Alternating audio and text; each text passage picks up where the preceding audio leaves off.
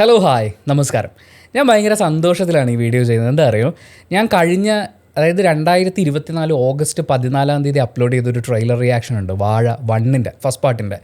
ആ ട്രെയിലർ റിയാക്ഷനിൽ ഞാൻ പറഞ്ഞിട്ടുണ്ടായിരുന്നു, ഈ സിനിമയിൽ ഞാൻ ഏറ്റവും കൂടുതൽ കാത്തിരിക്കുന്നത് അതിൻ്റെ ഇമോഷൻസ് വരുന്ന ആ ഒരു പോർഷന് വേണ്ടിയിട്ടാണ്. അതിൽ ആ ഫ്ലൂട്ട് പോർഷൻ ഉണ്ടല്ലോ, മകനെ, ആ സാധനം. അപ്പോൾ അത് അന്ന് ട്രെയിലർ റിയാക്ഷനിൽ പറഞ്ഞു. സിനിമ ഇറങ്ങി ഒരുപാട് പേര് അത് ചർച്ചയാക്കി. അതിനുശേഷം OTT വന്നപ്പോൾ കുറേ പേര് ഇതിലെന്താ ഇരിക്കുന്നതെന്ന് ചോദിച്ചു. സെക്കൻഡ് പാർട്ട് അനൗൺസ് ചെയ്തപ്പോൾ ഹാഷറും പിള്ളേരും ഒക്കെ വരുന്നത് കണ്ട് ഇപ്പോൾ ഇതൊന്നും ശരിയാവാൻ പോകുന്നില്ല, അല്ലെങ്കിൽ ഈ റീൽസ് എടുത്ത് നടക്കുന്നവരുടെ സിനിമ വന്നാൽ എങ്ങനെ ഇരിക്കുമെന്ന് കുറേ ആളുകൾ അന്ന് പറയുകയും ചെയ്തു. പക്ഷേ വാഴ 2 സ്ക്രീനിൽ വന്ന് അത് കണ്ട് കോരിത്തരിച്ച് നമ്മളൊരു വീഡിയോ ഒക്കെ പോസ്റ്റ് ചെയ്തിട്ട് ആ വീഡിയോ ഇട്ടൊരു 3 ദിവസം കഴിഞ്ഞ് തിയേറ്ററിൽ ചെല്ലുമ്പോഴും സീറ്റ് കിട്ടാനില്ല എന്ന് പറയുന്ന ഒരവസ്ഥ, നമുക്കത് കാണണമെങ്കിൽ ഫ്രണ്ട് റോയിൽ ഇരുന്നേ പറ്റൂ എന്ന് പറയുന്ന ഒരവസ്ഥ, അതൊരു ഭയങ്കര സന്തോഷമാണ് മാൻ. ഒരുപാട് കൈയടിച്ച് പൊട്ടിച്ചിരിച്ച് ഒരുപാട് ഇമോഷൻസ് ഒക്കെ ആയിട്ട് തിയേറ്ററിൽ ഇരുന്നൊരു പടം കാണുമ്പോൾ ഒരു സിനിഫൈൽ, ഞാൻ സിനിഫൈൽ എന്നൊന്നും പറയുന്നത് പോട്ടെ, ഒരു സിനിമാ സ്നേഹിക്ക് കിട്ടുന്ന ത്രില്ലെന്ന് പറഞ്ഞാൽ എന്താ റേഞ്ച് എന്നറിയോ. ഞാൻ വീണ്ടും വാഴ 2 കണ്ടു.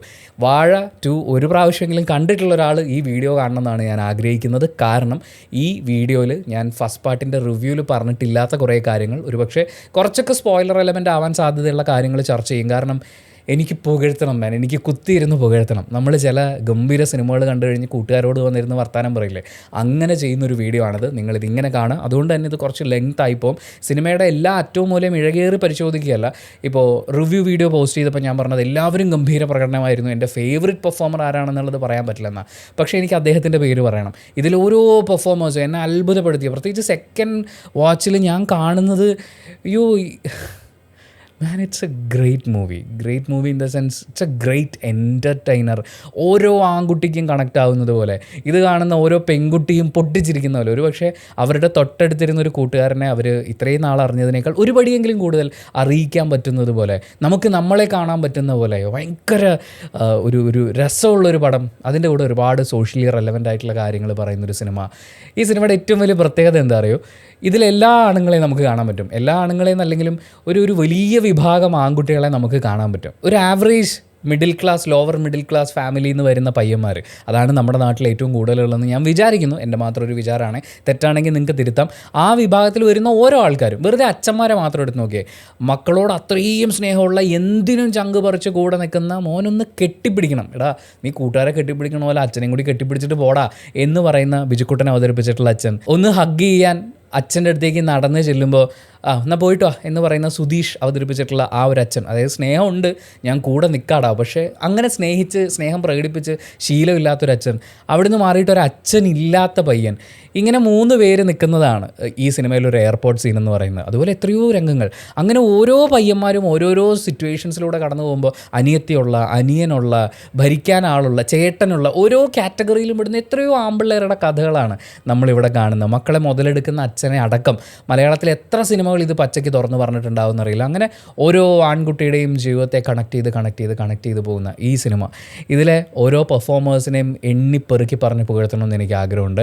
അതിനുവേണ്ടിയും പിന്നെ കുറച്ച് കാര്യങ്ങളൊക്കെ കൂടി പങ്കുവെക്കാൻ വേണ്ടിയിട്ടുള്ള വീഡിയോ. വാഴ 2 തിയേറ്ററിലേക്ക് എത്തുമ്പോൾ പുതിയ സിനിമകളൊന്നും അതിൻ്റെ കൂടെ ഇറങ്ങാതിരുന്നത് വളരെ നന്നായി എന്നാണ് തോന്നുന്നത്. കാരണം അമ്മാതിരി തൂക്കിയടിയല്ലേ, അങ്ങനെയാണല്ലോ ഇപ്പോഴത്തെ പ്രയോഗം എന്ന് പറയുന്നത്. അമ്മാതിരി ഒരു വലിയ അഭിപ്രായം. ഞാൻ വീണ്ടും പറയണം, ഒരു സിനിമ രണ്ടാമതും തിയേറ്ററിൽ പോയി കാണണം എന്നുള്ളൊരു കൊതി ഉണ്ടാക്കുന്ന, ആ സെക്കൻഡ് വാച്ചിന് പോയിരിക്കുന്ന സമയത്ത് പ്രെഡിക്റ്റബിൾ ആയിട്ടുള്ളതെന്ന് വെച്ചാൽ നമുക്ക് വരാൻ പോകുന്ന ഹ്യൂമർ എന്താണെന്നുള്ളത് അറിയാം, ഇമോഷൻ സീക്വൻസുകൾ എന്താണെന്നറിയാം. പക്ഷേ ഇതെല്ലാം അറിഞ്ഞിട്ടും ഞാൻ വീണ്ടും ഒന്നേന്ന് കാണുന്ന ഒരു ഫീലിൽ ഞാൻ ഇരുന്ന് ചിരിച്ചു, ഒരേ തമാശകൾക്ക് ചിരിച്ചു.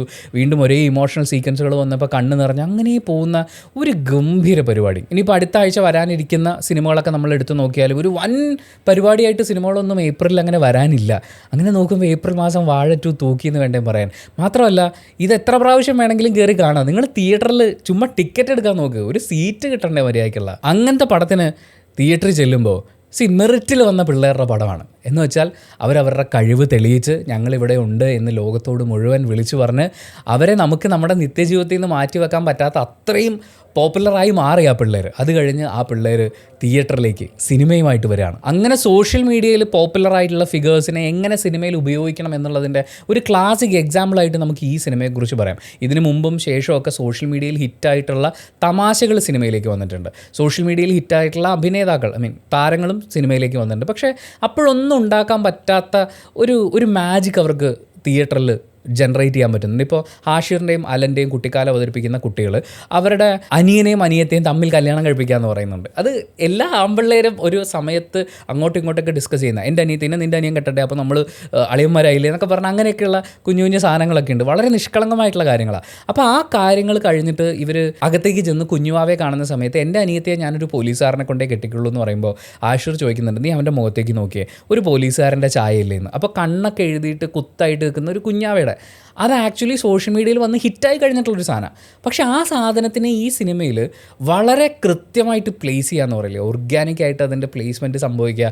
പല സിനിമകളിലും സോഷ്യൽ മീഡിയയിൽ ഹിറ്റായിട്ടുള്ള കാര്യങ്ങൾ വരുമ്പോൾ കുത്തി കയറ്റി എന്നാ ചിരിച്ചോ എന്ന് പറഞ്ഞ് തരുന്ന പോലെ. പക്ഷേ വാഴ 2-ൽ ഒരിടത്ത് പോലും അങ്ങനെ നമുക്ക് ഫീൽ ചെയ്യുന്നില്ല എന്നുള്ളതാണ്. നമുക്ക് പ്രകടനങ്ങൾ കാഴ്ചവെച്ച അഭിനേതാക്കളെക്കുറിച്ച് പറയാം. ഹാഷിറിൻ്റെ തമാശ രംഗങ്ങൾ നമ്മൾ കണ്ടിട്ടുണ്ട്. ഹാഷിറിൻ്റെ കള്ളത്തരങ്ങൾ നമുക്കറിയാം. ഹാഷിറിൻ്റെ ചമ്മൽ നമുക്കറിയാം. മിസ്സേ എന്നൊന്ന് ബ്ലോക്ക് മാറ്റുമോ എന്ന് അവൻ്റെ പഴയ കാമുകിയോട് അവൻ പറയുമ്പോൾ, ബ്ലോക്ക് മാറ്റി എനിക്ക് വാട്സപ്പ് പിക്ചർ കണ്ടുകൊണ്ടിരിക്കാമല്ലോ എന്ന് പറയുമ്പോൾ അവളുടെ മൂളും. അപ്പോൾ ഹാഷിർ കൊടുക്കുന്നൊരു എക്സ്പ്രഷൻ ഉണ്ട്. ഇത് നമ്മൾ ഓൾറെഡി റീലിലൊക്കെ കണ്ടതാണ്. പക്ഷേ അതിനുള്ള ഒരു ജെനുവിൻ ഫാക്ടറുണ്ട്. ഹ്യൂമർ കൈകാര്യം ചെയ്യുമ്പോൾ ഹാഷിർ വേറെ റേഞ്ച് ഒരു ഐറ്റമാണ്. പക്ഷേ സെൻറ്റിമെൻറ്റ്സിലേക്ക് വരുമ്പോൾ ഹാഷിറെ നീ തൂക്കിയടാ എന്ന് പറയാൻ തോന്നുന്ന പോലത്തെ ഒരു സാധനമാണ്. കാരണം അനിയനെ കഞ്ചാവ് കേസിൽ അറസ്റ്റ് ചെയ്യാൻ പോലീസ് വന്നിരിക്കുകയാണ്. അവൻ പേടിച്ചരണ്ടിരിക്കുകയാണ്.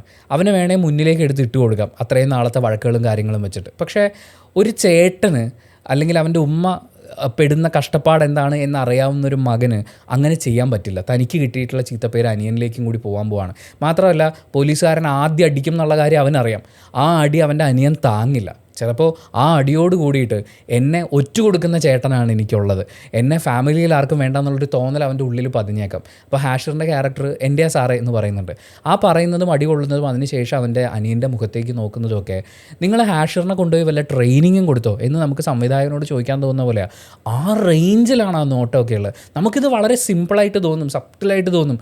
പക്ഷേ ഇറ്റ് വാസ് പെർഫെക്റ്റ്. നിനക്ക് എന്നെക്കാളും നല്ല ഒരു ചെറുക്കനെ കിട്ടും എന്ന് പറഞ്ഞ അനിയൻ്റെ തോളത്തിട്ട് പോകുന്ന ഹാഷിർ കൂട്ടുകാരൻ്റെ അച്ഛൻ മരിക്കാൻ പോവുകയാണെന്ന് പറഞ്ഞിട്ട് അവനോട് എടാ ഞാനിവിടെ ഇല്ലേ എന്ന് പറയുന്ന ഹാഷിർ, തൻ്റെ അനിയൻ ലഹരിയുടെ വഴിക്ക് പോവുകയാണെന്ന് അറിയുമ്പോൾ തന്നോട് പണ്ടൊരു പോലീസുകാരൻ പറഞ്ഞത് അതുപോലെ റിപ്പീറ്റ് ചെയ്യുന്ന ഹാഷിർ എന്ന് പറയുന്നത് എന്തൊരു ക്യാരക്ടറാണ് എഴുതി ഉണ്ടാക്കി വെച്ചിരിക്കുന്നത്. അത് ഇവരൊക്കെ ചെയ്യുന്ന ആ ഹ്യൂമർ സ്കെയിലിൽ പ്രോപ്പറായിട്ട് പ്ലേസ് ചെയ്തിട്ട് അതിൻ്റെ കൂടി ഇമോഷൻസ് കൂടി വെച്ച് കൊടുത്തപ്പോൾ ഇവന്മാർ എന്ത് സിമ്പിളായിട്ടാണ് ഇത് ഡീൽ ചെയ്തേക്കുന്നത്. ഹാഷിർ വാസ് വേറെ ലെവൽ പരിപാടി. പക്ഷേ ഹാഷിറിനെ ചിലയിടങ്ങളിലെങ്കിലും ഓവർടേക്ക് ചെയ്യുന്നു എന്ന് എനിക്ക് തോന്നിയത് അലനാണ്. ഒരു പക്ഷേ ഇവരുടെ കൂട്ടത്തിൽ ഒരു വലിയ വളർച്ചയ്ക്ക് വലിയ സാധ്യതയുണ്ടെന്ന് എനിക്ക് തോന്നുന്നതും അലന് തന്നെയാണ്. അലനും ആ അനിയത്തിയുമായിട്ടുള്ള ഒരു കെമിസ്ട്രി ഉണ്ടല്ലോ, അതെങ്ങനെ നിങ്ങൾ സാധിപ്പിച്ചെടുത്തു എന്നെനിക്കറിയില്ല. ആ റേഞ്ചിൽ ആ പിള്ളേർ രണ്ടുപേരും പെർഫോം ചെയ്തിരിക്കുന്നത്. അവനും ഈ പറഞ്ഞ പോലെ ഹ്യൂമർ കൈകാര്യം ചെയ്യുന്നത്.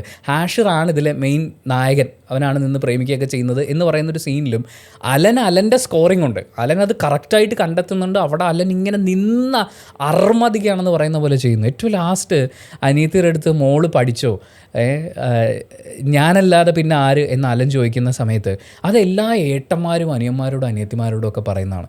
ചില സമയങ്ങളിലെങ്കിലും അത് മുതലെടുക്കുന്ന അനിയന്മാരും അനിയത്തിമാരും ഒക്കെ ഈ ലോകത്തുണ്ട്, വീട്ടുകാരും ഈ ലോകത്തുണ്ട്.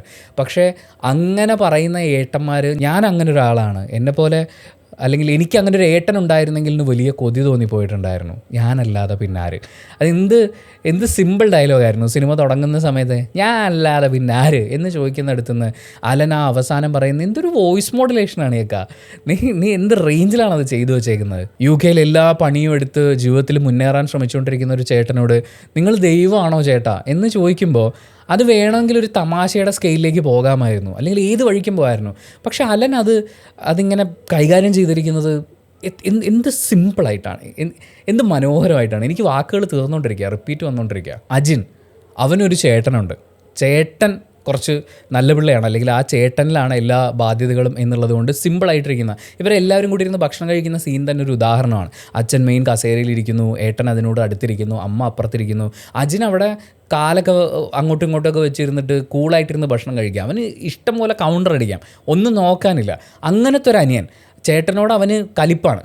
ചിലപ്പോൾ ചേട്ടനെ വെച്ചുകൊണ്ട് അവനെ കമ്പയർ ചെയ്തിട്ടുണ്ടാവാം, അല്ലെങ്കിൽ ഈ ചേട്ടൻ്റെ അനിയനാണെന്നുള്ളതിൻ്റെ എന്തെങ്കിലും ബാധ്യതകൾ അവന് വന്നിട്ടുണ്ടാവാം. വീട്ടിൽ അവർ തമ്മിൽ അവരുടെ കുട്ടിക്കാലത്ത് സൈക്കിളിന് വേണ്ടിയിട്ടുള്ള ഒരു വഴക്ക് കാണിക്കുന്നുണ്ട്. അങ്ങനെയുള്ള കുറേ കാര്യങ്ങളുകൊണ്ട് അവന് ചേട്ടനോടൊരു ക്ലോസ്നെസ് ഇല്ല. ആ ക്യാരക്ടർ അവൻ കൂട്ടുകാരുടെ കൂടെ എങ്ങനെയായിരിക്കും? ചേട്ടൻ റിജക്റ്റ് ചെയ്ത കൂട്ടുകാരുടെ കൂടെയാണ് അവൻ കൂടുന്നത്. ഒരു പെൺകുട്ടിയോട് ഇഷ്ടം തോന്നി, അവളെ വളയ്ക്കാൻ നടന്നു, പക്ഷെ അവളുടെ ചേട്ടൻ കമ്പനി ആയി കഴിഞ്ഞപ്പോൾ അവളെ പെങ്ങളെന്ന് വിളിക്കുന്ന കൂട്ടുകാരൻ്റെ പെങ്ങൾ എന്ന് പറയുന്ന ഒരു സാധനമൊക്കെ ഉണ്ടല്ലോ. അങ്ങനെ അല്ലാത്ത കൂട്ടുകാരൻ്റെ പെങ്ങളോട് പ്രണയം തോന്നുന്നത് മഹാപരാധം എന്ന് പറയുന്ന ആ ലൈനിലല്ല ഞാൻ ഈ പറഞ്ഞു പോകുന്നത്. പക്ഷേ ആ ഒരു സാധനം ഉണ്ടല്ലോ, അവൻ്റെ ഫാമിലി എൻ്റെ ഫാമിലിയായി മാറുന്നതെന്ന് പറയുന്നത് അങ്ങനെ ഒരു സംഭവം.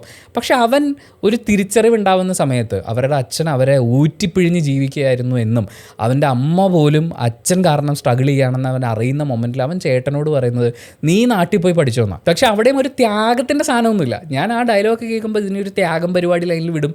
പക്ഷേ ത്യാഗമാണ് എന്ന് ചേട്ടൻ കുറ്റപ്പെടുത്തുമ്പോൾ അവൻ പറഞ്ഞാൽ ത്യാഗമൊന്നുമല്ല, നിനക്കാണ് ഏജ് ഓവർ ആവുന്നത്, നീ പഠിച്ചൊരു ജോലി നേട്, എന്നിട്ട് എന്നെ എങ്ങനെയെങ്കിലും ഇവിടുന്ന് രക്ഷിക്കുക, എന്നിട്ട് എന്നെ എന്തെങ്കിലും പഠിപ്പിക്കുക എന്നാണ് അവൻ പറയുന്നത്. അതായത് ഞാൻ അത്ര കഴിവുള്ള ആളൊന്നുമല്ല, നിനക്ക് കഴിവുണ്ടെന്ന് എനിക്കറിയാം, നീ രക്ഷപ്പെട്ടിട്ട് എന്നെ എന്തെങ്കിലുമൊക്കെ പഠിപ്പിക്കുക, എന്നിട്ട് ഞാനും രക്ഷപ്പെടാം. അതായത് ജീവിതത്തിൻ്റെ യാഥാർത്ഥ്യം തിരിച്ചറിയുന്ന, അതുവരെ കളിച്ച് ചിരിച്ച് ഉല്ലസിച്ച് നടന്നിരുന്നെടുത്തുനിന്ന് അവന് ചേട്ടനോട് പെട്ടെന്ന് പൊട്ടി മുളയ്ക്കുന്ന ഒരു സ്നേഹമോ അങ്ങനെയൊന്നും അല്ല അത്. പക്ഷേ ഈ കൂടപ്പുറപ്പുകൾ ഒരുമിച്ച് നിൽക്കണം, ഇപ്പോഴെങ്കിലും നമ്മൾ ഒരുമിച്ച് നിന്നില്ലെങ്കിൽ നമുക്ക് രണ്ടുപേരെയും നഷ്ടമാവും എന്ന് പറയുന്ന ഒരു തിരിച്ചറിവിൽ നിൽക്കുന്ന ഒരു അനിയൻ എന്ന് പറയില്ലേ, ദാറ്റ്സ് സോ ബ്യൂട്ടിഫുൾ.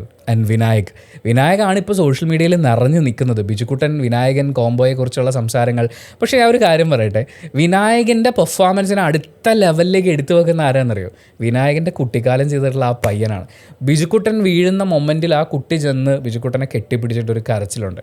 ആ കരച്ചിൽ കണ്ടിട്ടുള്ള ബിജുക്കുട്ടൻ വരെ ഇവൻ എന്തിനാ ഇത്ര ഇമോഷണൽ ആവുന്നത്, മോനെ സാരമില്ലടാന്ന് പറയുന്ന ഒരു എക്സ്പ്രഷൻ കൊടുക്കുന്നുണ്ട്. അവിടെയൊക്കെ ബിജുക്കുട്ടൻ പൊളി. ആ എക്സ്പ്രഷൻ അയാളവിടെ കൊടുക്കുന്നു. ആ കുഞ്ഞ് എന്താ അച്ഛാ എന്നൊക്കെ പറഞ്ഞിട്ട് വീഴുമ്പോൾ ആ കുഞ്ഞ് കൊടുത്തിട്ടുള്ള പെയിനില്ലേ, ഇത് വിനായക് ആംപ്ലിഫൈ ചെയ്യാണ് മാൻ. അത് അവൻ എങ്ങനെ ചെയ്ത്, നിങ്ങൾ റീൽസ് ഈ കോമഡി സാധനമൊക്കെ ചെയ്യുന്നതിനിടയിൽ നിങ്ങൾ വല്ല ക്യാമ്പിന് പോകുന്നുണ്ടായിരുന്നു ഇതൊക്കെ പഠിക്കാൻ വേണ്ടിയിട്ട്? നമുക്ക് അങ്ങനെ തോന്നി, അത്രയും ഉള്ളിന്ന് പെർഫോം ചെയ്ത്. ഇതിൽ ഏറ്റവും ബ്യൂട്ടിഫുൾ ആയിട്ടുള്ളൊരു കാര്യം എനിക്ക് തോന്നിയത് ഇവർക്കൊക്കെ ഇവരുടെ പേരുകൾ, സ്വന്തം പേരുകൾ കൊടുത്തു എന്നാണ്. ദേവരാജ്, അജിൻ്റെ ചേട്ടൻ ക്യാരക്ടർ ചെയ്തിട്ടുള്ള യുറേക്ക സ്റ്റോറീസിലെ ദേവരാജ്, അയാളൊരു അസാധ്യ ആർട്ടിസ്റ്റ് ആട്ടോ. അയാളുടെ റീലൊക്കെ കണ്ട് നമ്മളിങ്ങനെ ഇരുന്ന് പോകും. ഒരു സാധനം ഹോൾഡ് ചെയ്ത് അത് എക്സ്പ്രസ് ചെയ്ത് കൊണ്ടുവരിക എന്ന് പറയുന്നത് അയാളൊരു വേറെ റേഞ്ച് ആർട്ടിസ്റ്റാണ്. അയാളൊക്കെ തിളങ്ങാൻ പോണേ ഉള്ളൂ മാൻ. പക്ഷേ ആ ചേട്ടൻ ക്യാരക്ടറില്ലേ, അയാൾ ഈ പറയണ ഈ പെട്ടെന്ന് കയറി അങ്ങ് ഒട്ടുന്ന ഈ അജിനും സിജിനും തമ്മിലുള്ള ഈ സഹോദര ബന്ധം എന്ന് പറയുന്നത് പെട്ടെന്ന് ഉണ്ടാകുന്നൊരു സാധനമൊന്നുമല്ല. ഇപ്പോൾ അലനും അവൻ്റെ സഹോദരിയും തമ്മിലുള്ള ഒരു സ്നേഹം എന്ന് പറയുന്നത് അവർക്ക് കുട്ടിക്കാലം മുതലേ അവരുടെ ഉള്ളിൽ ഉണ്ടായിരുന്നൊരു സാധനമാണ്. ഇവർക്ക് ഏതോ ഒരു പൊസിഷനിൽ വെച്ചിട്ട് ഇവർ ശത്രുതയിലേക്ക് മാറി തമ്മിലടിയും പ്രശ്നങ്ങളും ഒക്കെ. പക്ഷേ അനിയൻ തനിക്ക് വേണ്ടി ഇങ്ങനെ ഒരു ഓഫർ എടുത്ത് മുന്നിൽ വെക്കുമ്പോൾ താൻ ഇതല്ലേ കൊതിച്ചു പോയത്, ഞാൻ എത്ര ആഗ്രഹിച്ചിരുന്നടാ ഇങ്ങനൊരു ജീവിതം എന്ന് പറഞ്ഞിട്ട് അയാൾ ആ അനിയനെ കെട്ടിപ്പിടിക്കുന്ന മൊമെൻറ്റില്ലേ, നിങ്ങൾ ഇതിൻ്റെ OTT ഒക്കെ വരുമ്പോഴേ ചുമ്മാ പോസ് ചെയ്ത് കാണണം. ഇവർ ഓരോരുത്തരുടെയും ഒരു ഗ്രാഫുണ്ട്, ഒരു എക്സ്പ്രഷൻ ഒരു ഡയലോഗിൽ വന്നിട്ട് ഇങ്ങനെ ക്യാരി ചെയ്ത് വരുന്ന, ഞാൻ സെക്കൻഡ് വാച്ചിൽ ഇതിങ്ങനെ ഇരുന്ന് കണ്ട് കൊതിക്കുകയാണ് മാൻ. എന്താ ഇവന്മാർ ചെയ്തു വെച്ചേക്കുന്നത്? അതും പോട്ടെ, ഇവരിൽ ആരാണ് ഞാൻ എന്ന് നമുക്കൊരു സംശയം തോന്നിപ്പോൾ. നിങ്ങൾ ഈ സിനിമ കണ്ടിട്ടുള്ള ഒരാളാണ് ഇതുവരെ കണ്ടിട്ടുള്ളത് എന്ന് ഞാൻ വിശ്വസിക്കുന്നു. ഇവരിൽ ആരാണ് ഞാനെന്ന് നമുക്ക് കൺഫ്യൂഷൻ തോന്നിപ്പോലെ. ചില സമയത്ത് ഞാൻ ഹാഷിറിനെ പോലെയായിരുന്നു, ചില സമയത്ത് ഞാൻ വിനായകനെ പോലെയായിരുന്നു, ചില സമയത്ത് ഞാൻ അജിനെ പോലെയോ അല്ലെങ്കിൽ അലനെ പോലെയോ ആണ്. നമ്മളെല്ലാവരും ഇവരുടെയൊക്കെ ക്യാരക്ടേഴ്സിൽ ആരൊക്കെയോ ആണ്, അല്ലെങ്കിൽ ഇവരൊക്കെയും നമ്മളാണെന്ന് പറയുന്നത് പോലത്തെ ഒരു ഫീലിൽ എഴുതിയുണ്ടാക്കിയിട്ടുള്ള ക്യാരക്ടേഴ്സ് വിപിൻ ദാസ് അർമ്മതിച്ചിട്ടുണ്ട് എഴുത്തിൽ. അത് അതുപോലെ തന്നെ വരുന്നുണ്ട്. പിന്നെ നമ്മൾ അധ്യാപകരുടെ കാര്യം പറയണം. അജു വർഗീസ് അവതരിപ്പിച്ചിട്ടുള്ള അധ്യാപകൻ, അങ്ങനെ ഒരു അധ്യാപകൻ എല്ലാ സ്കൂളിലും ഉണ്ടാവണം. മിക്കവാറും സ്കൂളുകളിലൊക്കെ ഉണ്ടാവും. പക്ഷേ ആ അധ്യാപകൻ അയാളുടെ ഒരു കൺവെട്ടത്ത് നമ്മൾ വരിക എന്ന് പറയുന്നത് എപ്പോഴും ഒന്നും സംഭവിക്കാറുണ്ടാവില്ല. പുള്ളി വേറെ ഏതോ ക്ലാസ്സിലായിരിക്കും. ആ ക്ലാസ്സിലുള്ള പിള്ളേർ നമ്മളോട് പറയുമ്പോൾ നമ്മളും കൊതിക്കും, സോ ആ സാറൊക്കെ എന്നെ പഠിപ്പിച്ചിരുന്നെങ്കിൽ ഞാൻ ആരായനെന്ന്. അങ്ങനെ തോന്നിയിട്ടുള്ള അധ്യാപകരുണ്ട്. ഈ അധ്യാപകനാണ് നമ്മുടെ എല്ലാം നമുക്ക് തോന്നുന്ന ആളുകളുണ്ട്. പിന്നെ ചിലതുണ്ട് കേട്ടോ, ടോക്സിക് ആണെന്നൊക്കെ നമ്മൾ വിചാരിക്കും, അതായത് ഭയങ്കര ദുഷ്ടനും ക്രൂരനൊക്കെ ആണെന്ന് വിചാരിക്കും. പക്ഷേ അവസാന സമയമാകുമ്പോൾ അവർ അവർ നമ്മളോട് കയറി അങ്ങ് ഒട്ടും. പിന്നെ അവരെ കാണാൻ വേണ്ടി മാത്രം നമ്മൾ സ്കൂളിൽ പോകുന്ന ഞങ്ങളെ മാത്സ് പഠിപ്പിച്ചൊരു സാറുണ്ടായിരുന്നു. പുള്ളീനെ എല്ലാവരും കളിയാക്കുമായിരുന്നു. പുള്ളി ഭയങ്കര തല്ലും പ്രശ്നമൊക്കെ ആയിരുന്നു. പക്ഷേ 10ാം ക്ലാസ് പരീക്ഷയുടെ സമയത്ത് മാർക്ക് കുറഞ്ഞിട്ടുള്ള പിള്ളേരെല്ലാം വിളിച്ചു കൂട്ടിയിട്ട് പുള്ളി പറഞ്ഞു, ജയിച്ചേക്കണടാ എന്ന് പറഞ്ഞു. അങ്ങേരുടെ കണ്ണ് നിറയുന്ന പോലെ ഞങ്ങൾക്ക് തോന്നി. ഞങ്ങളെല്ലാവരും അങ്ങ് സെൻഡ് ചെയ്യും. പിന്നെ ഞങ്ങളെല്ലാവരും ഇരുന്ന് സംസാരിക്കുമ്പോൾ പറയുന്നത് നമുക്ക് പുള്ളിക്ക് വേണ്ടി ജയിക്കണം, പുള്ളിക്ക് വേണ്ടി നമുക്ക് ജയിച്ചേ പറ്റും. ഞങ്ങൾ ക്ലാസ്സിലെ ഉഴപ്പന്മാർ മുഴുവൻ ഒരുമിച്ചിരുന്ന് പഠിക്കാൻ തുടങ്ങി. അങ്ങനെയും ചില അധ്യാപകരുണ്ട്. ഈ സിനിമയിൽ അജു വർഗീസ് ചെയ്തിട്ടുള്ള ക്യാരക്ടർ, വിജയ് ബാബു അവതരിപ്പിച്ചിട്ടുള്ള ക്യാരക്ടർ, അങ്ങനത്തെ ക്രൂരനും തല്ലുകൊള്ളിയും സദാചാരം പറയുന്നവനൊക്കെ ആയിട്ടുള്ള ഇതൊക്കെ ഓരോ അധ്യാപകരായിട്ട് ചെയ്യുന്നതാണ്. ചിലപ്പോൾ ഒരു സ്കൂളിൽ 90% അധ്യാപകർ ഇങ്ങനെ ആയിന്ന് വരും, പിള്ളേരുടെ കഷ്ടകാലം, അല്ലാതെ എന്താ പറയുക. ആ അധ്യാപകരെ മുഴുവൻ നമുക്ക് ഈ വിജയ് ബാബുവിൻ്റെ ക്യാരക്ടറിൽ കാണാൻ പറ്റും. ഞങ്ങൾക്ക് ഉണ്ടായിരുന്നു. ഇവിടം വരെ മുണ്ടിങ്ങനെ കയറ്റി വെച്ചിട്ട് ചൂരലുമായിട്ട് കണ്ണി കാണുവാനൊക്കെ പട അടി, എവിടെ കൊള്ളുന്നു എന്നുള്ളതല്ല, അങ്ങനെ അടിക്കുന്ന അധ്യാപകർ. അവർക്കൊക്കെയും സ്കൂളിലെ മൂത്രപ്പുരയിൽ പ്രത്യേകം പേരൊക്കെ ഉണ്ടാവും. ഇതിനകത്ത് നജീബ് സാറിൻ്റെ ഒരു കശുവണ്ടിയുടെ പടമൊക്കെ വരച്ച് വെച്ചിട്ടുള്ള പരിപാടിയൊക്കെ ഉണ്ടല്ലോ. അങ്ങനെ ഈ കുളിമുറിയിൽ നിറഞ്ഞു നിൽക്കുന്ന, അതിൽ അൽഫോൺസ് പുത്രൻ കുളിമുറി കയറിയിട്ട് പറയില്ലേ, smell of good old days, അത് ആൺപിള്ളേർക്ക് മനസ്സിലാവുള്ളത്. അത് പെൺപിള്ളേർക്ക് എത്രത്തോളം കണക്റ്റ് ആവുമെന്ന് എനിക്കറിയില്ല. കാരണം നമ്മൾ ആ സെഗ്മെൻറ്റിലേക്ക്, ആ സ്കൂൾ ലൈഫിലുള്ള അവരുടെ ലൈഫിനെ കുറിച്ച് നമുക്കറിയില്ല. പക്ഷേ ആൺപിള്ളേർക്ക് ഇപ്പോഴും അതൊരു സാധനമാണ്. വൃത്തിയായിട്ട മണം, പക്ഷേ അത് വേറെ തന്നെ ഒരു സാധനമാണ്. മഞ്ജുശ്രീ നായരാണ് ഇതിൽ ഒരു അധ്യാപികയുടെ, മറ്റേ സാരി ഉടുത്തിട്ട് ഇവരൊക്കെ ഇങ്ങനെ പോയാൽ എങ്ങനെയാണെന്ന് ചോദിക്കുന്ന ഒരു തിരുവനന്തപുരം സ്റ്റൈൽ എവിടെയോ പിടിച്ചിട്ടുള്ള ഒരു അധ്യാപികയുടെ ക്യാരക്ടർ ചെയ്തിട്ടുള്ളത്. പിന്നെ ശ്രീകുട്ടി എന്ന് പറയുന്ന ടീച്ചറാണ്. ഇവളുമാരൊക്കെ കെട്ടിയൊരുങ്ങി വരുന്നത് ഈ ആമ്പിള്ളേരെ കാണിക്കാനാണെന്ന് പറയുന്ന ഡയലോഗ് പറയുന്നത്.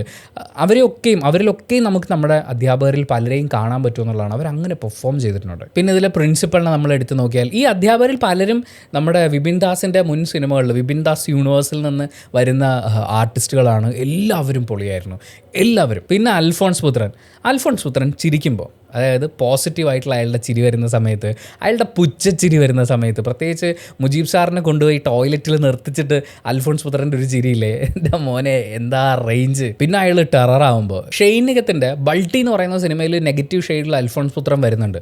അത് കണ്ടപ്പോഴേ എനിക്ക് മനസ്സിലായി ഇയാൾ വേറെ റേഞ്ചിലൊക്കെ പെർഫോം ചെയ്യാൻ പറ്റും. അതായത് കലിപ്പ് കാണിക്കൽ എന്ന് പറയുന്നത് അത് അങ്ങേർക്ക് അടിപൊളിയായിട്ട് ചെയ്യാൻ പറ്റും. അത് ഈ സിനിമയിലേക്ക് വരുമ്പോൾ അതൊരു വേറെ ലെവലിൽ അദ്ദേഹം പെർഫോം ചെയ്ത് വെച്ചിട്ടുണ്ട്.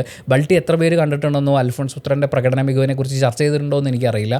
പക്ഷേ ഈ സിനിമയിൽ ഇത് ഭയങ്കരമായിട്ട്, കാരണം നമ്മളൊരു ഗംഭീര പെർഫോമറെ പല സിനിമകളിലും കാണും, പക്ഷേ ഹിറ്റായിട്ടുള്ളൊരു സിനിമയിൽ ആ ഗംഭീര പെർഫോമർ വരുമ്പോഴാണ് അയാൾക്കൊരു ബ്രേക്ക് കിട്ടുക എന്ന് പറയുന്ന പോലെ ആവുന്നത്. എത്രയോ നല്ല അഭിനേതാക്കൾ കുഞ്ഞു സിനിമകളിൽ, ആരും ശ്രദ്ധിക്കപ്പെടാത്ത സിനിമകളിൽ നല്ല വേഷങ്ങൾ ഗംഭീരമായിട്ട് പ്രകടിപ്പിച്ചു വെച്ചിരിക്കുന്നു. പക്ഷേ അതൊന്നും അങ്ങനെ കയറി പോകാറില്ല. പക്ഷേ ഈ സിനിമയ്ക്ക് ശേഷം അൽഫോൺസ് പുത്രൻ്റെ ക്യാരക്ടർ, അയാളുടെ ടെറർ സാധനമൊക്കെ ഒരു ഡിസ്കഷൻ ആവും. പിന്നെ ഉപദേശം, ഒരു കർക്കശക്കാരനായ ചേട്ടൻ എന്നൊക്കെ പറയില്ലേ, നമ്മളിൽ ഒരു 90s കിഡ്സ് വരെയുള്ള ആളുകൾക്കൊക്കെ ഒരു ഗ്രൗണ്ടൊക്കെ കിട്ടിയിട്ടുണ്ടാവും. അതായത് നമ്മൾ എല്ലാ ദിവസവും വൈകുന്നേരം കൂട്ടുകാരുമായിട്ട് കളിക്കാൻ പോകുന്നൊരു ഗ്രൗണ്ട് ഉണ്ടാവും. അതിനുശേഷം ഈ സിനിമയിൽ കാണിച്ച പോലെ ഈ ഗ്രൗണ്ട് നമുക്ക് മിസ്സാവും.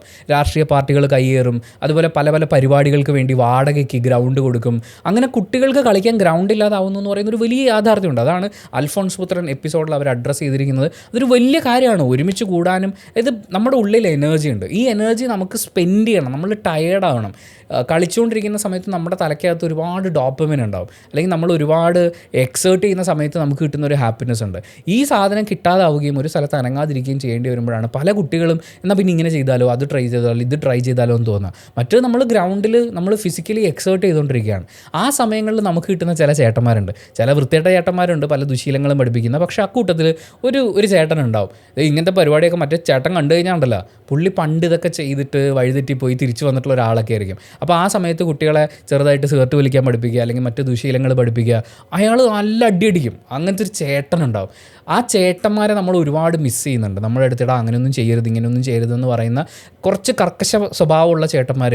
ആ ചേട്ടനെ ഞാൻ അൽഫോൺസ് പുത്രൻ്റെ പെർഫോമൻസിൽ കണ്ടത്. അങ്ങനത്തെ കുറേ ഏട്ടന്മാർ നമുക്ക് നമ്മുടെ പുതിയ ജനറേഷനിലുള്ള കുട്ടികൾക്ക് മിസ്സാവുന്നുണ്ട്. അവരുടെ സ്വാതന്ത്ര്യത്തിൽ കയറി ഇടപെടുന്ന ചേട്ടനല്ല, അവർ സ്വാതന്ത്ര്യത്തോടെ അടിച്ചു പൊളിച്ച് ജീവിക്കും. പക്ഷെ അവർ തെറ്റായ ഒരു കാര്യം ചെയ്യുന്നു എന്ന് തോന്നിയാടാ, ഇതിൽ നിന്ന് മാറി നടന്നോണം, ഞാനൊക്കെ അനുഭവിച്ചതാണ്, നീയൊക്കെങ്കിലും ഒന്ന് രക്ഷപ്പെട് എന്ന് പറയുന്നൊരു ചേട്ടൻ. പിന്നെ പോലീസുകാരെ സിനിമയിൽ കാണിച്ചിരിക്കുന്നത്, അൽഫോൺസ് പുത്രൻ ചെയ്തിട്ടുള്ളൊരു പോലീസുകാരൻ ഒരു സാധനമുണ്ട്.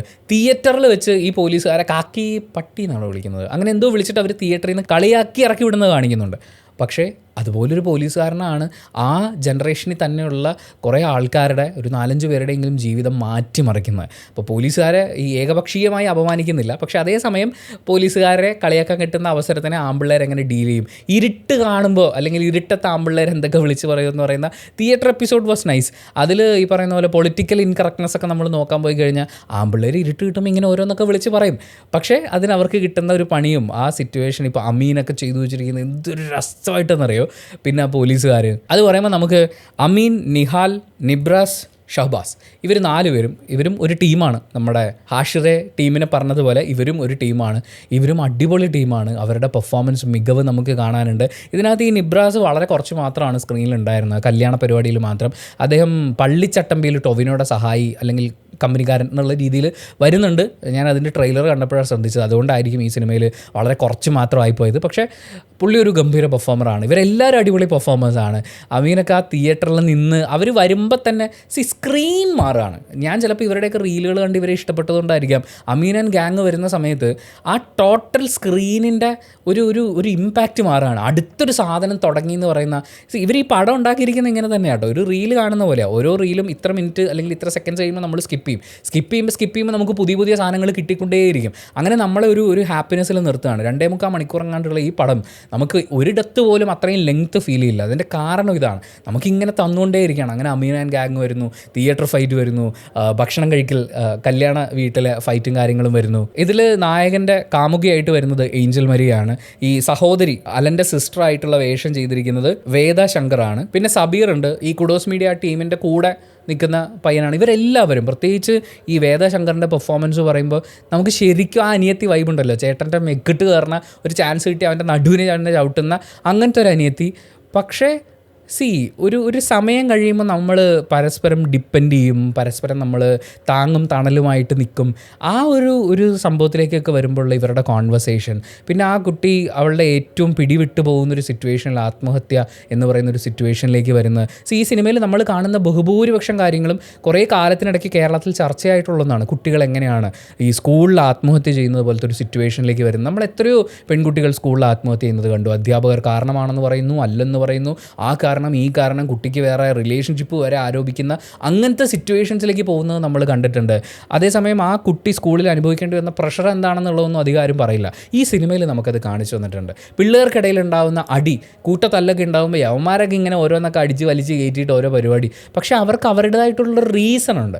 ആ റീസണെ അഡ്രസ്സ് ചെയ്യുക, അല്ലെങ്കിൽ ആ പ്രശ്നത്തിനെ പരിഹരിക്കാനുള്ളൊരു മാർഗ്ഗം അവർക്ക് ഉണ്ടാക്കി കൊടുക്കുക. പിള്ളേരാകുമ്പോൾ ഇങ്ങനെ ഉണ്ടാവും, പക്ഷേ അതിനെ എങ്ങനെ മാനേജ് ചെയ്യണം എന്നൊക്കെ പറയുന്ന ഇതിൻ്റെ ഒരു മറുവശം കാണിച്ചു തരുന്ന ഒരുപാട് സീക്വൻസുകൾ. പ്രത്യേകിച്ച് പപ്പടത്തിൻ്റെ പേരിൽ കൊല്ലത്തടിയുണ്ടായി എന്ന വാർത്ത കാണുമ്പോൾ നമ്മൾ ഷെയർ ചെയ്യും, യവന്മാർക്കൊന്നും വേറെ പണിയില്ലെന്ന് ചിന്തിക്കും. പക്ഷേ അവിടെ പപ്പടമാണോ വിഷയം? അവിടെ വേറെയും വിഷയം ഉണ്ടാവില്ലേ? നിങ്ങൾ പെരിഫറലായി പുറത്ത് നോക്കുമ്പോൾ നിങ്ങൾക്ക് ഒരുപാട് കാരണങ്ങൾ കണ്ടെത്താൻ പറ്റും. പക്ഷേ അതിനകത്തേക്ക് ഇറങ്ങിപ്പോണം.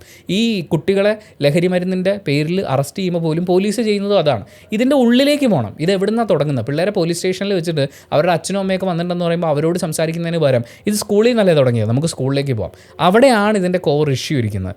അതിനെ അഡ്രസ്സ് ചെയ്യണം എന്ന് പറയുന്ന, അതിനെ അഡ്രസ്സ് ചെയ്യാൻ നിങ്ങൾ പിള്ളേർക്ക് മറ്റേ ഈ അമ്പലത്തിലും പള്ളിയിലൊക്കെ ചെയ്ത പോലെ ഇരിക്കും പ്രാർത്ഥിക്കാനുള്ള പരിപാടി ചെയ്ത് കൊടുത്തിട്ട് കാര്യമില്ല. അൽഫോൺസ് പുത്രൻ ചോദിക്കുന്നില്ലേ, എന്നാൽ നിങ്ങൾ ഇനി പൊങ്കാലയും മുറൂസും എല്ലാം കൂടി അങ്ങ് നടത്തി കൊടുക്ക്. നാളെ നമ്മുടെ സ്കൂളുകളിൽ ചിലപ്പോൾ ഇതും നടന്നു എന്ന് വരും.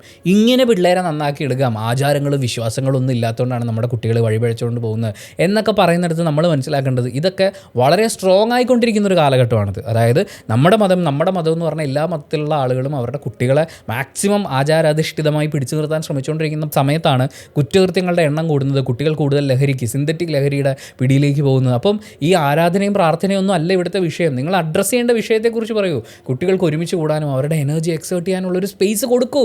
അവർ കളിക്കട്ടോ, അവർ എൻജോയ് ചെയ്തിട്ടോ, അതിനുള്ള സമയം കൊടുക്കുക ആ പ്രായത്തിൽ എന്ന് ഈ സിനിമ പറയുന്നത് കേട്ടപ്പോൾ സത്യം പറഞ്ഞാൽ എത്രയോ വർഷങ്ങൾക്ക് മുമ്പ് 15-16 വർഷങ്ങൾക്ക് മുമ്പ് കൊച്ചിയിൽ ഒരു എക്സ് മേയറുടെ അടുത്ത് സംസാരിച്ചപ്പോൾ അദ്ദേഹം എന്നോട് പറഞ്ഞതാണ്, നമ്മുടെ കുട്ടികൾക്ക് ഗ്രൗണ്ടുകൾ ഇല്ലാതായിക്കൊണ്ടിരിക്കുകയാണ്. അതിൻ്റെ പ്രശ്നം നമ്മൾ വൈകാതെ അറിയും. കാര്യം കുട്ടികൾക്ക് വേറെ ഓപ്ഷൻ ഇല്ലാതെയാവും. അവർ ലഹരിക്ക് പിന്നാലെ പോകും. ഈ എനർജിയൊക്കെ എവിടെ കൊണ്ട് എക്സേർട്ട് ചെയ്യും? നല്ലൊരു ഗാനമേള വന്നാൽ പിള്ളേർക്ക് ഡാൻസ് കളിക്കാൻ പറ്റുമോ? അപ്പോൾ പോലീസുകാർ ലാത്തി എടുത്തുകൊണ്ട് ഇറങ്ങില്ലേ?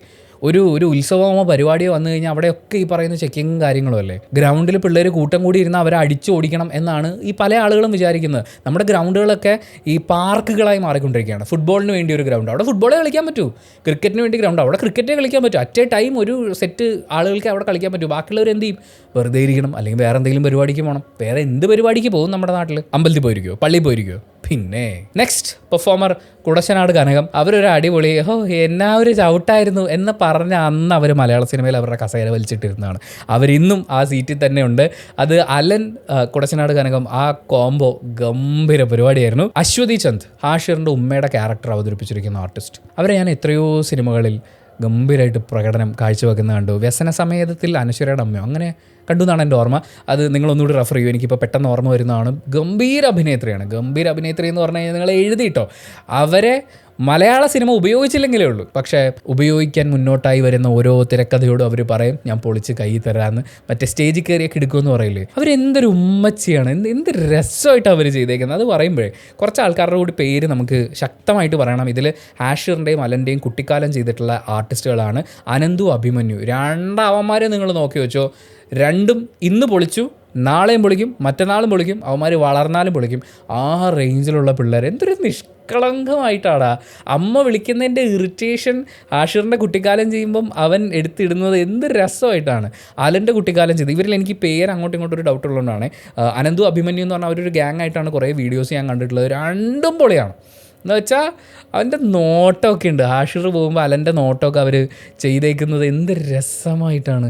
ആ പിള്ളേർ ഉമ്മച്ചിക്ക് പെയിൻ വന്നു എന്ന് പറയുമ്പോൾ അവൻ്റെ ചിരിയൊക്കെ ഉണ്ടല്ലോ, നിഷ്കളങ്കതയുടെ പീക്ക്.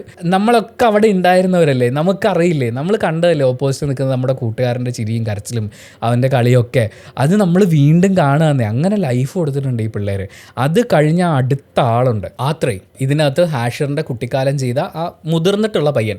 ഞാൻ ഈ സിനിമയിൽ അഭിനയിച്ചിട്ടുള്ള പിള്ളേരുടെ പേര് മുഴുവൻ ഇരുന്ന് തപ്പ. ഇന്നലെയാണ് ഞാൻ സെക്കൻഡ് വാച്ച് ചെയ്തത്. അത് കഴിഞ്ഞ് ഇവരുടെ ഓരോരുത്തരുടെയും പേര് തപ്പുക. ഇതിൻ്റെ അസിസ്റ്റൻറ്റ് ഡയറക്ടറും ബിജുക്കുട്ടൻ ചേട്ടൻ എനിക്ക് മെസ്സേജ് അയച്ചിട്ടുണ്ടായിരുന്നു. ഞാൻ ഇവരോടൊക്കെ എനിക്കറിയാവുന്നവരോട് മുഴുവൻ ചോദിച്ചുകൊണ്ടിരിക്കുകയാണ് ഇതിൽ ഇന്ന ആർട്ടിസ്റ്റ് ആരാ. അങ്ങനെ അത്രയാണ് ഈ ഹാഷിറിൻ്റെ സെക്കൻഡ് വളർന്നിട്ടുള്ള പയ്യൻ്റെ വേഷം ചെയ്തതെന്ന് പറഞ്ഞപ്പോഴേ ഞാനിങ്ങനെ കുറേ ഷോക്കടിച്ചിരുന്ന പോലെ ആയിപ്പോയി. എനിക്ക് മനസ്സിലായില്ല. ഇവൻ ഇതിനു മുമ്പ് മോമോ ഇൻ ദുബായ് എന്ന് പറയുന്ന ഒരു സിനിമയിൽ അഭിനയിച്ചിട്ടുണ്ട് കേന്ദ്ര കഥാപാത്രമായിട്ട്. മോമോ ഇൻ ദുബായിലെ എല്ലാ പിള്ളേരും പൊളിയാണ്, പ്രത്യേകിച്ച് ഈ ലീഡ് ആർട്ടിസ്റ്റ്. അന്ന് ഞാൻ മോമോ ഇൻ ദുബായ് കണ്ടപ്പോൾ ഞാൻ ആ വീഡിയോയിലൊക്കെ പറഞ്ഞിട്ടുണ്ട് ഇവരൊക്കെ തകർക്കും എന്നുള്ളത്. അവൻ എൻ്റെ മുമ്പിൽ വളർന്നിട്ട് അവൻ ഞെട്ടിക്കുകയാണ്. എനിക്ക് ഏറ്റവും പെയിൻഫുള്ളായിട്ട് തോന്നിയിട്ടുള്ള മൊമെൻ്റ് അതായിരുന്നു. ഫിഷ് ടാങ്കിൽ ഉമ്മച്ചി എല്ലാ ഫുഡും ഇട്ട് കൊടുത്തു. അവർ ആക്ച്വലി നല്ല ഉദ്ദേശത്തിൽ ചെയ്താണ്, പക്ഷേ എല്ലാം ചത്തുപോയി. ഓമനിച്ച് വളർത്തിയ ഓരോ മീനും മരിച്ചുപോയി. പിന്നെ അവൻ ഫിഷ് ടാങ്കിൽ ഒരു മീനെ പോലും വളർത്തുന്നില്ല. അനിയനുമായിട്ട് ഒത്തിണങ്ങിയതിന് ശേഷം 2 ഗോൾഡ് ഫിഷിനെ വാങ്ങിച്ച് അനിയൻ്റെ ഫിഷ് ടാങ്കിൽ ഇട്ടിട്ടാണ് അവർ ഒന്നിക്കുന്നത്. അതിനുശേഷം അവൻ മീൻ വളർത്തിയിട്ടില്ല. എല്ലാം കൂടി ഇട്ടോ ചത്തുപോകില്ലേ എന്നവൻ ചോദിച്ചിട്ട് ഓടുകയാണ്.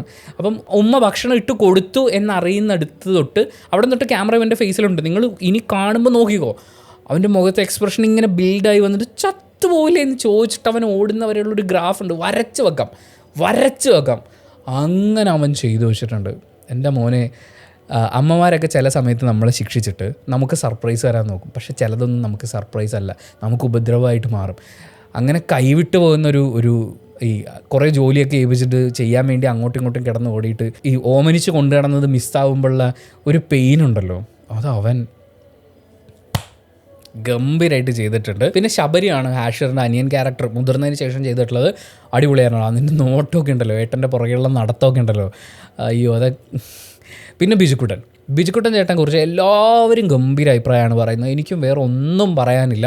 ആ വീഴുന്ന വീഴ്ച കഴിഞ്ഞ് കുഞ്ഞു ഓടി വരുമ്പോൾ ബിജുക്കുട്ടൻ കൊടുക്കുന്നൊരു എക്സ്പ്രഷൻ ഉണ്ട്, അവിടെ ഈ സാധനമുണ്ട്. പിന്നെ അദ്ദേഹത്തിൻ്റെ മരണകാരണമായിട്ട് പറയുന്ന ലിവർ സിറോസിസിലേക്ക് കൊണ്ടെത്തിച്ച അരിഷ്ടം കൂടി ഉണ്ടല്ലോ. കുറേ ആൾക്കാർ അങ്ങനെ ഉണ്ട്, അരിഷ്ടം കുടിക്കുന്ന ആൾക്കാരുണ്ട്. പ്രത്യേകിച്ച് ആ ലോക്ക്ഡൗണിൻ്റെ സമയത്താണ് കുറേ ആളുകൾക്ക് ആ ഒരു ശീലം കൂടി വന്നത്. മദ്യം കിട്ടാനില്ല, അരിഷ്ടം കുറേ കുടിച്ച് കഴിയുമ്പോൾ ഒരു ചെറിയ തരിപ്പ് കിട്ടും, അങ്ങനെ കുടിച്ചു തുടങ്ങുന്ന മദ്യവും അരിഷ്ടവും മിക്സ് ചെയ്തടിച്ച് ലിവർ അടിച്ച് പോയി ആശുപത്രി കിടന്ന ആളുകളെ ഞാൻ കണ്ടിട്ടുണ്ട്.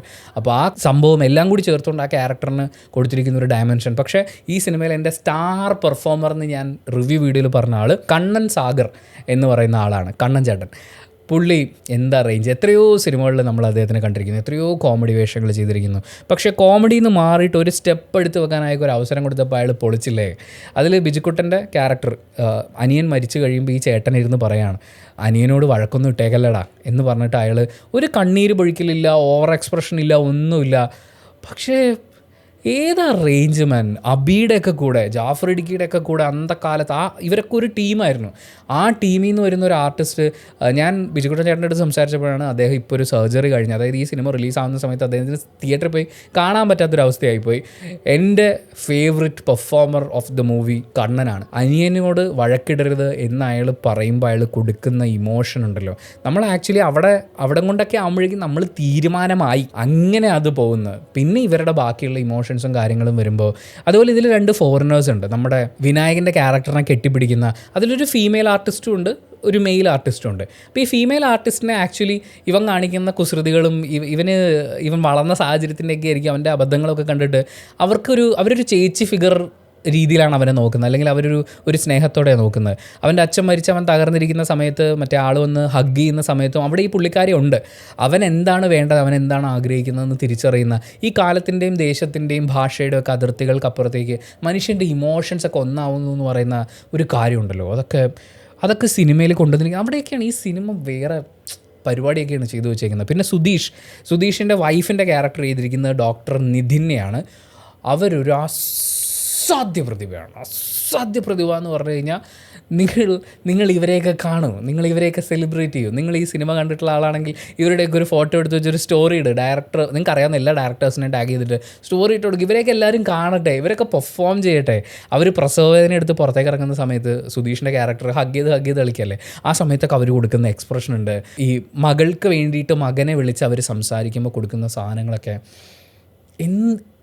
അത് ഞാൻ പറഞ്ഞു. നിങ്ങൾ പറ്റുകയാണെങ്കിൽ നല്ല, എനിക്ക് ഉറപ്പുണ്ട് ഈ സിനിമ ഒരിക്കൽ തിയേറ്ററിൽ പോയി കണ്ടിട്ടുള്ള ആൾ രണ്ടാമത് പോയി കാണാൻ ആഗ്രഹിക്കും. പ്രിയപ്പെട്ട ആളുകളുമായിട്ട് തിയേറ്ററിലേക്ക് പോകും. അന്നേരം നിങ്ങൾ ഇവരെക്കുറിച്ചൊക്കെ ഒന്ന് നോക്കണം ഇവരെയൊക്കെ. പിന്നെ നമ്മുടെ അജിൻ്റെ അച്ഛനും അമ്മയും വിനോദ് കെടാമംഗലവും ലതാദാസുമാണ് ആ ക്യാരക്ടർ ചെയ്തിട്ടുള്ളത്. ലതാദാസിനെ ഞാൻ ഇതിനു മുമ്പ് കണ്ടിട്ടുണ്ടോ എന്നറിയില്ല, പക്ഷേ ഈ സിനിമയിൽ അവർക്കൊന്നും ചെയ്യാനില്ല, വളരെ കുറച്ച് ഡയലോഗുകളല്ലേ ഉള്ളൂ. വിനോദ് കെടാമംഗലം ഇങ്ങനെ നിൽക്കുകയാണ് പുള്ളി. ഈ അച്ഛൻ മിച്ചറും കഴിച്ച് കട്ടൻ ചായയും കുടിച്ച് ടി വിയിൽ ചാനലും മാറ്റി കാലും കയറ്റി വെച്ചിരിക്കുന്ന, മക്കളെ മുതലെടുത്ത് ജീവിക്കുന്ന ഒരു ഉഡായിപ്പ് അപ്പൻ. മക്കളെ മാത്രമല്ല, അയാൾ അത്രയും കാലം അയാളുടെ ഭാര്യയെ മുതലെടുത്ത് ജീവിക്കായിരുന്നു, അതിനു മുമ്പ് വേറെ ആരെയും മുതലെടുത്ത്.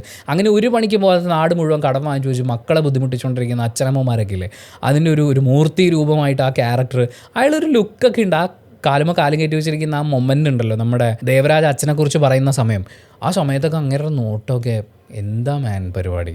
അങ്ങനെ ഓരോ ആർട്ടിസ്റ്റുകളെയും കുറിച്ച് എണ്ണി പറയാനുള്ള ഈ സിനിമയിൽ പിന്നെ പറയാനുള്ളത് പാട്ടുകളെക്കുറിച്ചാണ്. ഓരോ പാട്ടിൻ്റെയും പ്ലേസ്മെൻറ്റ്, അവരുപയോഗിച്ചിട്ടുള്ള വാക്കുകൾ, എന്തൊക്കെയാണ് ഈ കൊച്ചു കേരളത്തിൽ നടക്കണത്. ഇത് ഇവരുടെ ഹിറ്റ് ഡയലോഗാണ്. അതിൽ നിന്ന് ഒരു പാട്ടുണ്ടാക്കി, തൂക്കി റെഡ് ഹാൻഡോടെ എന്നോ ഹാൻഡിൽ അങ്ങനെ പറഞ്ഞിട്ട്, അതായത് തൂക്കി, അയാളെ പൊക്കി, കയ്യോടെ പൊക്കി എന്ന് പറയുന്ന സംഭവമാണ് ഇവരെ സ്കൂളിൽ ഈ ടീച്ചേഴ്സ് പൊക്കുന്ന സമയത്ത് അവർ കൊടുക്കുന്നത്. ആ പാട്ട് ഇന്നത്തെ ജനറേഷനിലെ ഓരോ കുട്ടിയും കേൾക്കുന്ന സമയത്ത് ഇതിങ്ങനെ അവർ പാടുള്ളൂ, അല്ലെങ്കിൽ ഇങ്ങനെയുള്ള വാക്കുകളെ അവർ ഉപയോഗിക്കുള്ളൂ. അധ്യാപകർ പൊക്കി കയ്യോടെ എന്നൊക്കെ പറയുന്നതിനേക്കാളും പിള്ളേർ പറയാം പൊക്കി ആ ഒരു സാധനം ഉണ്ടല്ലോ. പിന്നെ അടകുമ്മലെ ആ സാധനം ഉണ്ടല്ലോ, ഇവരുടെ ആ ഒരു ഗൊമ്മലയോ ആ സാധനം വെച്ചുകൊണ്ട് ഒരു ട്രാക്ക് പോകുന്നു. പിന്നെ എയ് ബനാനെ, ഈ സിനിമ തുടങ്ങുമ്പോൾ മുതൽ എല്ലാവരും പ്രതീക്ഷിക്കുന്ന സാധനമായിരിക്കും എയ് ബനാനെ. ആ എയ് ബനാനെ വേണമെങ്കിൽ സംവിധായകന് സിനിമയിൽ ഉടനീളം ഉപയോഗിക്കായിരുന്നു. വാഴയുടെ സെക്കൻഡ് പാട്ടാണേ, അപ്പോൾ അതുകൊണ്ട് ഇരിക്കട്ടെ, ഈ പാട്ട് കേൾക്കുമ്പോൾ ആളുകൾക്ക് ചാർജ് ആയിക്കോളൂ എന്ന് വെച്ച് വെറുതെ മിക്സ് ചെയ്ത് പോകാമായിരുന്നു. പക്ഷേ ചെയ്തിട്ടില്ല, അതവർ സൂക്ഷിച്ച് വെച്ചു. എന്തിനു വെച്ചു? വാഴയിലെ സൂപ്പർ സ്റ്റാർസ് ഇറങ്ങി വരാൻ വേണ്ടിയിട്ട്. ആ സിനിമയുടെ OTT വന്നതിന് ശേഷം, വാഴയുടെ OTT വന്ന ശേഷം, വാഴയ്ക്ക് നമ്മൾ ഗംഭീര റിവ്യൂ കൊടുക്കുന്നു. OTT വന്ന ശേഷം ഇവനൊക്കെ പെയ്ഡ് റിവ്യൂ ആണ്, ഇവനൊക്കെ അങ്ങനെ പറഞ്ഞു, എനിക്കൊന്നും കണ്ടിട്ടൊന്നും തോന്നിയില്ലല്ലോ, ഇവന്മാരൊക്കെ എന്ത് വൃത്തിയായിട്ട പെർഫോമൻസ് ആണെന്നൊക്കെ കളിയാക്കി പോസ്റ്റിട്ട് കുറേ ആൾക്കാരുണ്ടായിരുന്നു. ഞാനിപ്പോൾ മനസ്സിലാക്കുന്നത് ഈ OTT ഹേറ്റേഴ്സ് എന്ന് പറയുന്നത് അവരെവിടെയും ഇല്ലാത്ത ആരൊക്കെയോ ആണെന്നാണ്. കാരണം ഈ വാഴ 1 ഈ ക്യാരക്ടേഴ്സിനെ സിനിമയിൽ കാണിക്കുമ്പോൾ കിട്ടുന്നൊരു കയ്യടി ഉണ്ടല്ലോ. ലാസ്റ്റ് ജോമോൻ ആക്ച്വലി നല്ല സൈസിലാണല്ലോ, ഒരാളെ എടുത്ത് മലർത്തി അടിച്ചിട്ട് ഇങ്ങനെ നേരെ നിൽക്കുമ്പോൾ തിയേറ്ററിൽ വരുന്നൊരു കയ്യടിയുണ്ട് മാൻ. വാഴയിൽ വന്ന ആ ക്യാരക്ടേഴ്സിനെ ആളുകൾ എന്തുമാത്രം സ്നേഹിക്കുന്നു എന്നും അവർ ആ ക്യാരക്ടേഴ്സായിട്ട് സ്ക്രീനിൽ വരുമ്പോൾ കയ്യടിച്ച് ഇങ്ങനെ തരിച്ചിരുന്ന് കാണും എന്നൊക്കെ പറയുന്നത്, അത് നിങ്ങൾ തിയേറ്ററിൽ എക്സ്പീരിയൻസ് ചെയ്യണം. നിങ്ങൾ ഇതിനൊക്കെ OTTക്ക് വേണ്ടിയിട്ട് വെയിറ്റ് ചെയ്തിരുന്നു കഴിഞ്ഞാൽ അങ്ങനെ ഒരു വാഴയാവല്ലേ എന്നാണ് പറയാനുള്ളത്. എന്ന് വെച്ചാൽ 9 മാസമോ അങ്ങനെയൊക്കെ പറഞ്ഞ് അങ്ങനെ വെയിറ്റ് ചെയ്യല്ലേ, തിയേറ്ററിൽ വെച്ച് കാണൂ. അപ്പോഴാണ് നമുക്ക് മനസ്സിലാവുക ഈ ക്യാരക്ടേഴ്സൊക്കെ എന്താണ് ആളുകളുടെ മനസ്സിൽ നിന്ന്. അവർ വരുമ്പോഴത്തേക്കുമാണ് ഈ എയ്ബനാനെ എടുത്തു വെച്ചേക്കുന്നത്. മാൻ, അതൊരു കിണ്ണങ്കാച്ചി പരിപാടിയായിരുന്നു. നിങ്ങളിട്ട് വെറുപ്പിച്ചില്ലല്ലോ, കറക്റ്റ് പ്ലേസ്മെൻറ്റ് കൊടുത്തു. സുന്നത്തിൻ്റെ പാട്ട്, പിന്നെയാണ് BK ഹരിനാരായണൻ എഴുതിയ കൂടെ പിറന്നവരല്ലേ, അതിൽ ഫസ്റ്റ് പാട്ടിലെ മറ്റേ മകനെ ആ ട്രാക്കില്ലേ, നിങ്ങൾക്ക് ശരിക്കും അറിയുമോ ആ പാട്ട് കേൾക്കുമ്പോൾ നിങ്ങൾക്ക് എവിടെയാണ് കൊള്ളുന്നതെന്ന്, എന്തുകൊണ്ടാണ് കൊള്ളുന്നതെന്ന്? എനിക്ക് എൻ്റെ കാര്യം അറിയാം. എനിക്ക് ആ പോർഷൻ കേൾക്കുമ്പോൾ എൻ്റെ ഉള്ളിൽ കൊള്ളുന്നതിൻ്റെ കാരണം, എൻ്റെ അച്ഛൻ ഞാൻ 6ാം ക്ലാസ്സിൽ പഠിക്കുമ്പോൾ മരിച്ചു.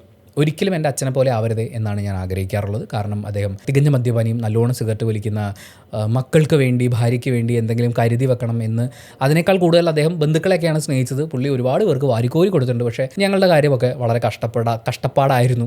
അച്ഛൻ അസിസ്റ്റൻറ്റ് ജനറൽ മാനേജറായിട്ട് റിട്ടയറായ ആളാണ് കേരള ഫിനാൻഷ്യൽ കോർപ്പറേഷനിൽ നിന്ന്. എന്നിട്ടും ഞങ്ങൾ പട്ടിണി കിടന്ന ദിവസങ്ങൾ വരെ ഉണ്ടായിട്ടുണ്ട് അച്ഛൻ്റെ മരണശേഷം. അപ്പോൾ ഒരുപാട് കാരണങ്ങൾ കൊണ്ട് അങ്ങനെയൊക്കെ ആവരുത് എന്നൊക്കെ ഞാൻ ചിന്തിക്കുമ്പോഴും എവിടെയോ ഏതോ പ്രായത്തിൽ ഏതോ സിറ്റുവേഷനിൽ എങ്ങനെയൊക്കെയോ ഞാൻ അയാളെ മിസ് ചെയ്തിട്ടുണ്ട്. അങ്ങനെ ഒരാളുണ്ടായിരുന്നെങ്കിൽ. കാരണം നമ്മുടെ കൂട്ടുകാരൊക്കെ അച്ഛാന്ന് വിളിക്കുമ്പോൾ, ഞാൻ കൂട്ടുകാരുടെയൊക്കെ അച്ഛന്മാരെ അച്ഛാന്ന് തന്നെ വിളിക്കാം.